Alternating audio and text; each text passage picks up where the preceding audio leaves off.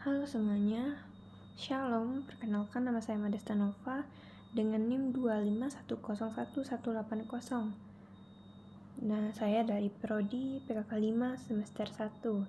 Di sini saya akan menjelaskan tentang makalah ilmu sosial dasar saya yang berjudul Mengurai Trauma di Balik Sunyi. Dampak psikologis jangka panjang pelecehan seksual.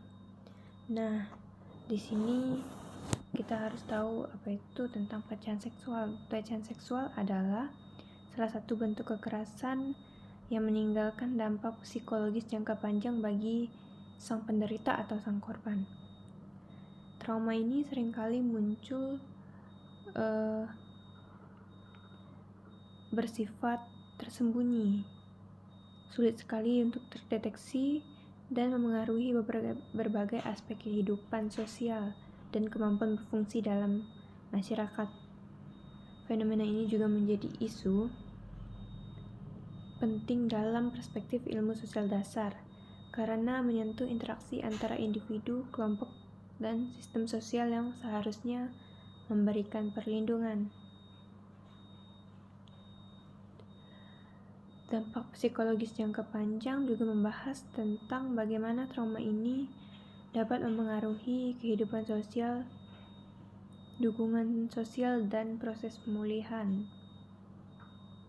Dampak psikologis jangka panjang, korban pelecehan seksual menghadapi berbagai efek yang dapat bertahan lama, yaitu gangguan emosional, di mana pasti adanya rasa takut, cemas, gelisah, rasa ketidaknyamanan berada di lingkungan-lingkungan lain, merasa terancam, istilahnya merasa terancam karena dampak dari psikologis tersebut, gangguan emosionalnya.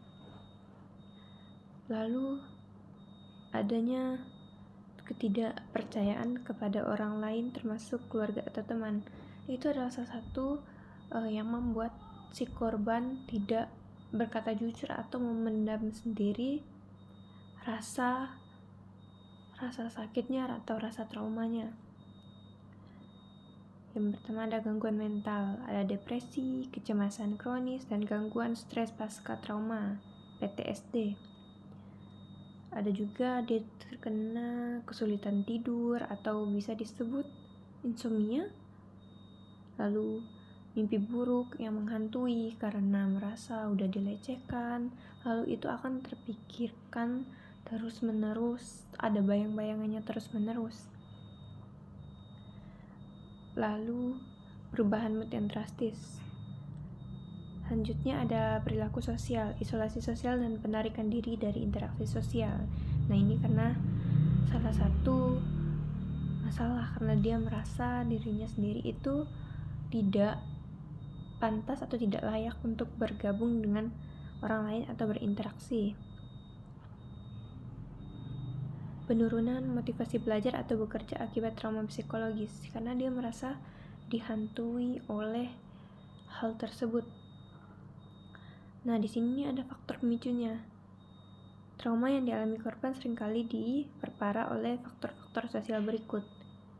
Norma sosial yang lemah, stigma, atau minimnya pemahaman masyarakat terhadap korban.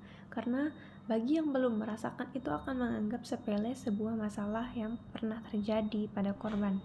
Karena mereka menganggap hal itu adalah hal yang biasa saja dan si korban melebih-lebihkan. Yang kedua, kurangnya dukungan keluarga. Komunikasi yang tidak terbuka atau respon negatif memperburuk kondisi psikologis. Kadang orang terdekat juga salah satu penyebab dari si korban tidak berani membuka mulut atau berbicara pada fakta yang pernah terjadi atau pada tragedi-tragedi yang telah menimpanya. Jadi dia memendam sendiri rasa trauma pada dirinya. Lalu keterbatasan lembaga penanganan, minimnya akses konseling, rehabilitasi, serta perlindungan hukum. Kombinasi faktor ini dapat membuat korban merasa sunyi dan terisolasi. Nah, ini yang saya bahas tadi, di mana korban merasa tidak berani mengungkapkan semua keluh kesahnya, rasa traumanya kepada orang lain karena beberapa faktor tersebut. Peran dukungan sosial dalam pemulihan itu sangat penting. Pemulihan trauma jangka panjang bergantung pada dukungan sosial yang memadai. Kalau keluarga itu dia bisa membantu dengan cara memberikan dukungan, empati, dan bimbingan emosional. Lalu sekolah dan lembaga pendidikan itu bisa untuk menyediakan lembaga konseling serta memberikan lingkungan yang aman agar dia tidak mengingat hal-hal itu terus. Mengedukasi siswa tentang hak-hak dan perlindungan diri. Komunitas dan lembaga sosial, yaitu kelompok pendukung, gereja, dan organisasi masyarakat dapat memberikan bimbingan moral dan ruang aman untuk berbagai pengalaman. Kegiatan positif juga menjadi salah satu cara untuk membantu korban membangun kembali rasa kepercayaan dirinya. Strategi mitigasi dan pencegahan. Konseling profesional, program terapi trauma dan psikologis untuk korban. Ada pendidikan pencegahan, yaitu edukasi masyarakat tentang pelecehan seksual dan dampaknya. Pendampingan berkelanjutan, yaitu dukungan jangka panjang dari keluarga, sekolah, dan komunitas. Penegak hukum dan kebijaksanaan. Perlindungan hukum dan prosedur pelaporan yang jelas. Pemulihan sosial membantu korban kembali berinteraksi dan berpartisipasi aktif dalam kehidupan sosial. Nah, lalu di sini dari semua makalah yang saya jelaskan secara singkat, dari berbagai gimana sih rasa trauma pada penderita pelecehan seksual. Nah, pastinya kerap kali orang yang menderita itu sering merasa dihantui, takut, cemas. Terkadang mereka ingin melaporkan hal tersebut kepada penegak hukum atau bercerita kepada keluarga, tetapi terkadang karena orang yang belum pernah mengalaminya, lalu mereka menganggap hal itu adalah hal yang sepele. Lalu untuk penegak hukum, karena terkadang hal itu dianggap sepele, jadi mereka kurang tegas dalam menindaklanjuti hal tersebut.